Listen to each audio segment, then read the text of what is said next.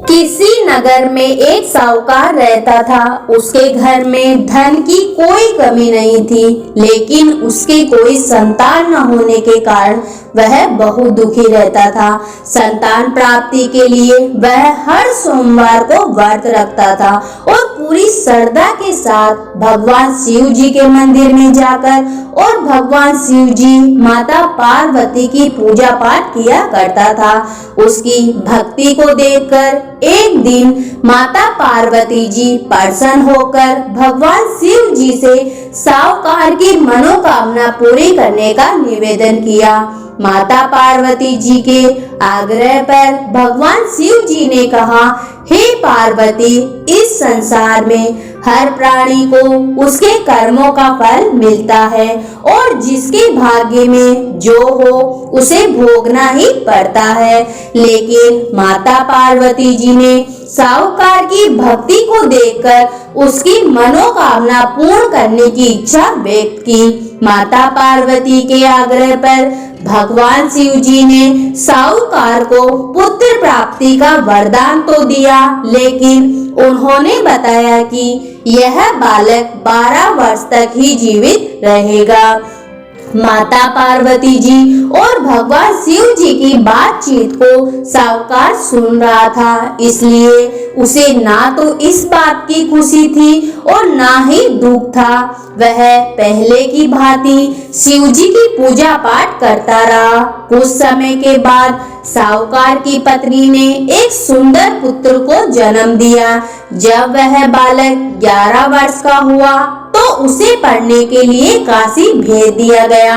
साहूकार ने पुत्र के मामा को बुलाकर उसे बहुत सारा धन देते हुए कहा कि तुम इस बालक को काशी विद्या प्राप्ति के लिए ले जाओ।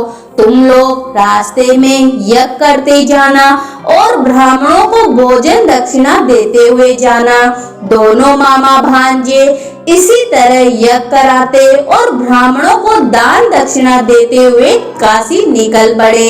इस दौरान रात में एक नगर पड़ा, जहां नगर के राजा की कन्या का विवाह था। लेकिन जिस राजकुमार से उसका विवाह होने वाला था वह एक आंख से काना था। राजकुमार के पिता ने अपने पुत्र के काना होने की बात को छुपाने के लिए सोचा, क्यों न उसने साहूकार के पुत्र को दूल्हा बनाकर राजकुमारी से विवाह करा दूं। विवाह के बाद इसको धन देकर विदा कर दूंगा और राजकुमारी को अपने नगर ले जाऊंगा। लड़के को दूल्हे के वस्त्र पहनाकर राजकुमारी के साथ विवाह करा दिया। साहूकार का पुत्र ईमानदार था, उसे यह बात सही नहीं लगी, इसलिए उसने अवसर पाकर राजकुमारी के दुपट्टे पर लिखा कि तुम्हारा विवाह तो मेरे साथ हुआ है, लेकिन जिस राजकुमार के संग तुम्हें भेजा जाएगा वह एक आंख से काना है। मैं तो काशी पढ़ने जा रहा हूँ।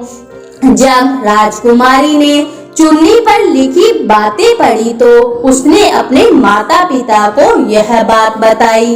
राजा ने अपनी पुत्री को विदा नहीं किया, फिर बारात वापस चली गई। दूसरी ओर साहूकार का लड़का और उसका मामा काशी पहुँचे। वहां जाकर उन्होंने यज्ञ किया। जिस दिन लड़का 12 साल का हुआ उस दिन भी यज्ञ का आयोजन था। लड़के ने अपने मामा से कहा कि मेरी तबीयत कुछ ठीक नहीं है।